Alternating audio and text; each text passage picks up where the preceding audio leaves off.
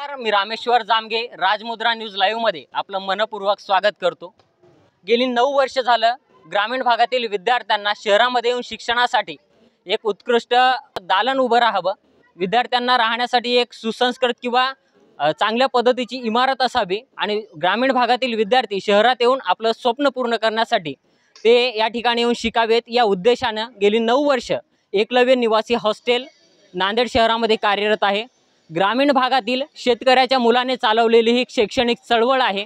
या चळवळीचा उद्देश एकच होता की ग्रामीण भागातील विद्यार्थी शहरामध्ये यावेत आणि त्या माध्यमातून एक शिक्षणाची चळवळ निर्माण व्हावी आणि ग्रामीण भागातील गरीब विद्यार्थ्यांना कुठेतरी आपली स्वप्न पूर्ण करण्यासाठी शहरामध्ये एक हक्काचं स्थान मिळावं या उद्देशाने 9 वर्ष झालं एकलव्य निवासी हॉस्टेल कार्यरत होतं।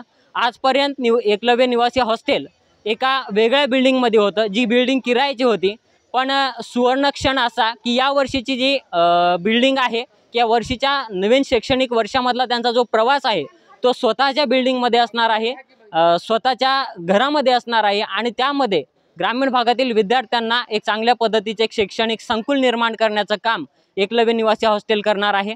आपण पाहतोय आज त्या एकलव्य निवासी हॉस्टेलचा शुभारंभ आहे, नव्या वास्तूमध्ये प्रवेश आहे। आपल्यासोबत एकलव्य निवासी हॉस्टेलचे संचालक प्राध्यापक गणेश शिंदे सर आहेत, त्यांच्याशी संवाद साधूया आणि त्यांच्याकडून आपण जाणून घेऊयात की नेमकं यामागचा उद्देश काय आणि ही चळवळ साकारण्यामागं आपण धडपड किती केली आणि एक किरायाच्या घरामधलं जे काही हॉस्टेल होतं ते नांदेडसारख्या शहरामध्ये स्वतंत्र बिल्डिंग उभी करणं ही गोष्ट सोपी नाही। हा त्यांचा प्रवास आपण त्यांच्याकडून जाणून घेऊयात। सर, ग्रामीण भागातून येऊन तुम्ही शहरामध्ये एवढं मोठं एक संकुल निर्माण केलात, शैक्षणिक संकुल निर्माण केलात आणि त्या माध्यमातून ग्रामीण भागातील विद्यार्थ्यांचं एक हक्काचं घर तुम्ही शहरामध्ये निर्माण केलात, तर यामागची प्रेरणा कुठून मिळाली आणि ही सुरुवात कशी झाली?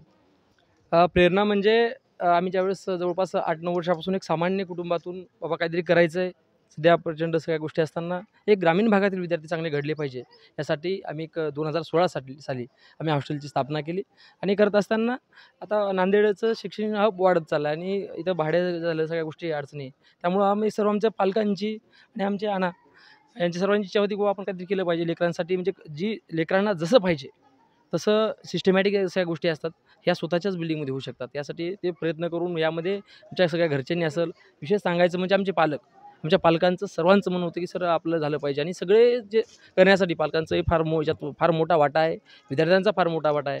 या 9 वर्षामध्ये असंख्य विद्यार्थी घडले आहेत, त्यांना देखील एक कुतूहल वाटते की आमच्या सरांची एक बिल्डिंग चांगली झाली पाहिजे, यासाठी आम्ही केले। आता याच्यामध्ये जवळपास आपण 4 मजली केले, यामध्ये संपूर्णपणे व्हेंटिलेशनमध्ये येतं आणि लेकरांना एक प्रशस्त आणि हवेशीर आणि अभ्यासपूर्ण वातावरण निर्मितीसाठी आम्ही संपूर्ण संकल्पना केली आणि यामध्ये मला वाटतं की असंख्य आतापर्यंत अनेक विद्यार्थी घडले, डॉक्टर झाले, इंजिनियर झाले, अधिकारी झाले आणि याहीपेक्षा इथून पुढे देखील जास्तीत जास्त करण्याचा आम्ही प्रयत्न करणार आहोत। नक्कीच विद्यार्थी आपण घडवत आलात, विद्यार्थ्यांना चांगल्या पद्धतीत हे करत आलात। तर सर, अजून एक महत्त्वाचा प्रश्न असा आहे की ग्रामीण भागातील विद्यार्थी या ठिकाणी येतात, विश्वासाने पालक आपल्या मुलाला हॉस्टेलमध्ये ठेवतात, तर त्या मुलांसाठी तुम्ही काळजी कशा पद्धतीत घेतली जाते आणि त्यांची शिकवणी वगैरे कशी केली जाते? आता आमच्याकडे विद्यार्थी म्हणजे 2री ते 10वी पर्यंतचे असतात आणि आमच्याकडं ग्रामीण भागातून विद्यार्थी असतात, म्हणजे पालक जसं आमच्याकडे काही पालक असं नाही की जे कलेक्टर आहेत, अधिकारी आहेत, असं काही नाही, शेतकरी असतात ते आमच्याकडे विद्यार्थी आणून सोडल्यानंतर आमचं तिथं राहणं, जेवण, क्लासेस आणि शाळा या सगळ्या ज्या काही गोष्टी असतात त्या सगळ्या गोष्टी आम्ही मॅनेज करत असतो आणि विद्यार्थी चांगला घडवण्याचा प्रयत्न करत असतो। त्यामध्ये पालकांना म्हणजे जास्त जे परिश्रमच नाहीत, सगळ्या गोष्टी आम्हीच करणार, त्यामुळं विद्यार्थी चांगले घडतात। त्यामध्ये सकाळी 6 ते 10 पर्यंत शिकवणी असेल, नंतर त्याचं जेवण वगैरे सगळ्या गोष्टी, नंतर 12 ते 5:30 पर्यंत शाळा असते त्याची, शाळानंतर अजून पुन्हा 6 ते 7 मध्ये जेवण आणि नंतर 7 ते 10 मध्ये कंटिन्यू अभ्यास असतो आणि शेवटचा अर्धा तास त्याची तयारी करून घेतली जाते। त्यामुळे काय होतं की गावामध्ये जे काही वातावरण होतं त्यापेक्षा शहरात आल्यानंतर एक चांगल्या प्रकारचे विद्यार्थी घडत असतात आणि असं घडत देखील। एक विद्यार्थी जो येतो तो फक्त शिक्षणाभिमुख न होता, पुस्तकी ज्ञान न घेता, तो समाजामध्ये वावरताना वेगवेगळ्या ॲक्टिव्हिटीज करून त्याच्याकडून वेगवेगळ्या प्रकारचं एक त्याच्यामधलं कौशल्य जे आहे ते बाहेर काढणं गरजेचं असतं। त्यासाठी आपलं हॉस्टेल काय कार्यरत करतं? म्हणजे आता विद्यार्थ्यांना सर्व गुण संपन्न विद्यार्थी झाला पाहिजे सर्वांनाच वाटतं आणि आपण त्या चवळीत वाढत असल्यामुळं एखादा विद्यार्थी नुसता अभ्यासामध्ये नसून एक सगळं तो वक्ता झाली पाहिजे। आता आमच्या हॉस्टेलचे बरेच विद्यार्थी वक्ते आहेत, चांगलं बोलतात. या सगळ्याच गोष्टी ज्या क्षेत्रामध्ये जाईल त्या क्षेत्रातला शिवाजी बनला पाहिजे, म्हणजे सर्वोच्च बनलं पाहिजे, यासाठी या गोष्टी आम्ही करत असतो. आणि यासाठी आम्हाला सगळे प्रशासनातले अधिकारी असतात, सगळं सामाजिक, शैक्षणिक, राजकीय सगळ्या क्षेत्रातून सहकार्य करणारी माणसं आहेत. पालकं चांगले आहेत, विद्यार्थी चांगले असल्यामुळे सर्व शक्य होते सर. नक्कीच तुमच्या या नवीन वास्तूमध्ये प्रवेश केला त्याबद्दल राजमुद्रा परिवाराच्या वतीने मनपूर्वक शुभेच्छा. हे होते एकलव्य निवासी हॉस्टेलचे संचालक गणेश शिंदे सर, ज्यांनी ग्रामीण भागातील विद्यार्थ्यांना एक चांगल्या हक्काचं स्थान मिळावे या उद्देशानं नांदेडसारख्या शहरामध्ये एक शैक्षणिक संकुल निर्माण केलं आणि त्या माध्यमातून ग्रामीण भागातील विद्यार्थ्यांना शिकण्यासाठी एक संधी उपलब्ध करून देतात. त्यासोबतच आपल्यासोबत या निवासी हॉस्टेलच्या ओपनिंगला शुभेच्छा देण्यासाठी आलेले पूर्णा पंचायत समितीचे सभापती अशोकरावजी बोकारे सर आहेत.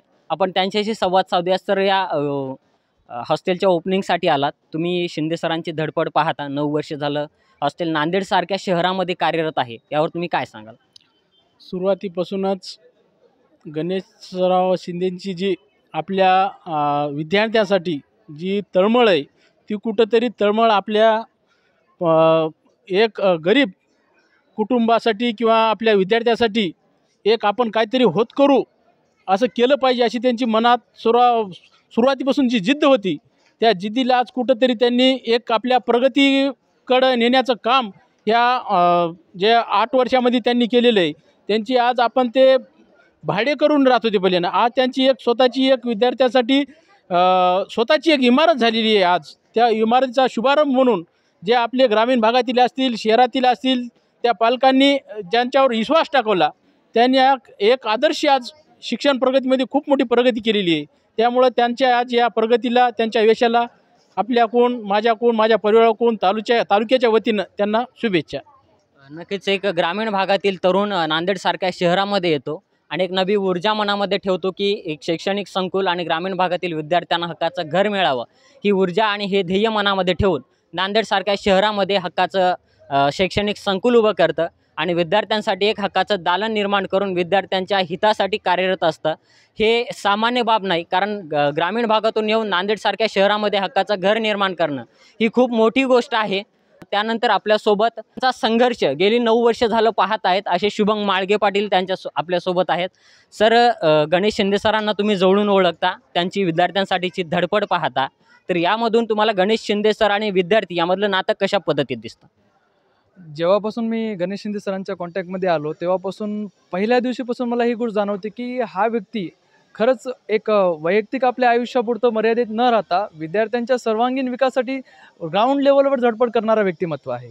कारण ज्यावेळेस मी त्यांच्यासोबत नेहमी हॉस्टेलमध्ये जात असतो त्यावेळेस मला विद्यार्थ्यांच्या शैक्षणिक विकासाबरोबर एक चांगला व्यक्ती म्हणून एक चांगला माणूस कशा पद्धतीने घडवतात, त्यांना वेगवेगळे संस्कार शिबिर ठेवणे, त्याचबरोबर त्यांना बक्षीस वितरणाच्या माध्यमातून विद्यार्थ्यांना अभ्यासामध्ये प्रोत्साहन देणे, त्याचबरोबर उत्कृष्ट पद्धतीचे निकाल जे आहेत, आज नांदेड एक शैक्षणिक हब बनल्याप्रमाणे त्या विद्यार्थ्याच्या सर्व गरजा पूर्ण करण्यासाठी या आपल्या एकलव्य निवासी हॉस्टेलच्या माध्यमातून सर्व गरजा पूर्ण करत असतात. आणि अतिशय उत्कृष्ट बाब आहे की ज्या विद्यार्थ्यांची आर्थिक परिस्थिती नसते पण त्यांना उच्च शिक्षणाची आवड असते, अशा विद्यार्थ्यांना ते एक आपल्याकडे एक प्लॅटफॉर्म तयार करून देत आहेत, विद्यार्थी घडवण्याचं काम करत आहेत. त्याबद्दल तळागाळातील सर्व व्यक्तींकडून सरांचं एक कौतुक केलं जात आहे. नक्कीच सरांचं एक पद्धतीत कौतुक केलं जातं. महत्त्वाची बाब म्हणजे विद्यार्थी हा पुस्तकी किडा न बनता त्याच्यामध्ये कौशल्य, त्याच्यातलं जे काही कौशल्य आहे ते बाहेर काढून विद्यार्थ्याला समाजाभिमुख नागरिक बनवण्याचं काम एकलव्य निवासी हॉस्टेल करत असतं. पुस्तकापेक्षा विद्यार्थी संस्काराने आणि त्याच्या कार्यकर्तृत्वाने कसा मोठा होईल याकडे मोठ्या प्रमाणात त्यांचं लक्ष असतं. Rameshwar Jamge, Rajmudra news live, Nanded.